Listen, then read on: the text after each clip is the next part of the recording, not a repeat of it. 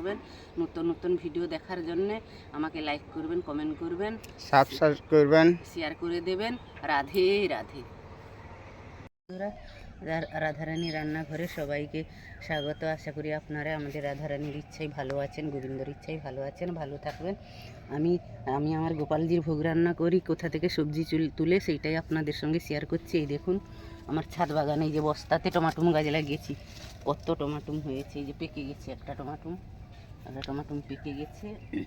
এটা বেতো শাক, কত বড় হয়ে গেছে। এই যে টমাটুম, এই দেখুন এই গাছটা কত টমাটুম হয়েছে, কিন্তু দেখুন এই আমি মাটিগুলো এই প্লাস্টিকের মধ্যে পেতে দিয়ে তার উপরে মাটি দিয়ে এগুলো লাগিয়েছি। নোটি শাকের গাছ,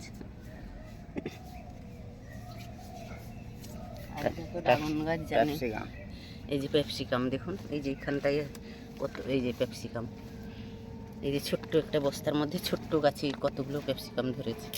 বস্তার মধ্যে পালং শাক আর বেগুন দেখুন, এই বস্তার মধ্যে গাছ লাগিয়ে দেখুন কতগুলো, তিনখানা বেগুন হয়েছে। দেখুন তিনখানা বেগুন হয়েছে, এখান থেকে তুলে নিয়েছি বেগুন।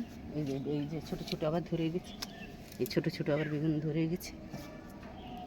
এদের আমি দুব্ব ঘাসটাও রেখে দিয়েছি, একটা বালতির মধ্যে বসিয়ে দিয়েছি, পুজোতে বৃহস্পতিবারে হরি নারায়ণ পুজো টুজোতে লাগে। আর পুঁই মিটুলি প্রচুর হয়েছে, ঠিক আছে।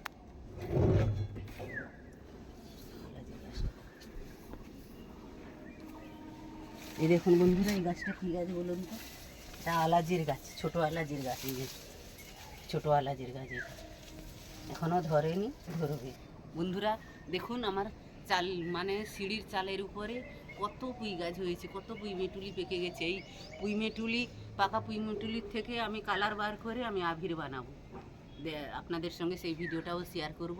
পুঁই গাছটা দেখে নিন, কত পুঁই গাছ হয়েছে, পাকা মেটুলি খুব পেকে গেছে। বন্ধুরা দেখুন, এই যে আপনাদের দাদাভাইকে দিয়ে আমি পুঁই মেটুলিগুলো ছাদের চালার থেকে পেড়ে নিয়েছি। এই দেখুন কত সুন্দর কালার, এই কালার দিয়ে আমি সামনে তো আবির, দোল পূর্ণিমা, আবির বানাবো। এই দেখো কত সুন্দর কালার। আর দেখুন কোনো বাড়িতে ডিবা কৌটো থাকলে ফেলনা নয়, আমি এই কৌটোটার মধ্যে বিমস গাছ বসিয়ে দিয়েছি। এই দেখুন এই যে জলের বোতল, এর মধ্যে বিমস গাছ বসিয়ে দিয়েছি। আপনারাও ফেলবেন না, এরকম বাড়িতে যদি বোতল থাকে, ফেলনা জিনিস থাকলে ফেলবে না, এরকম গাছ লাগাবেন, অল্প অল্প মাটি দিয়ে সুন্দর হবে। এই দেখুন এই একটা জলের বোতল দিয়ে বসিয়ে দিয়েছি। আর এই দেখুন এই বস্তার মধ্যে আমি টমাটো মাটি ঢেলে দিয়েই প্লাস্টিকের মধ্যেই টমাটো লাগিয়েছি।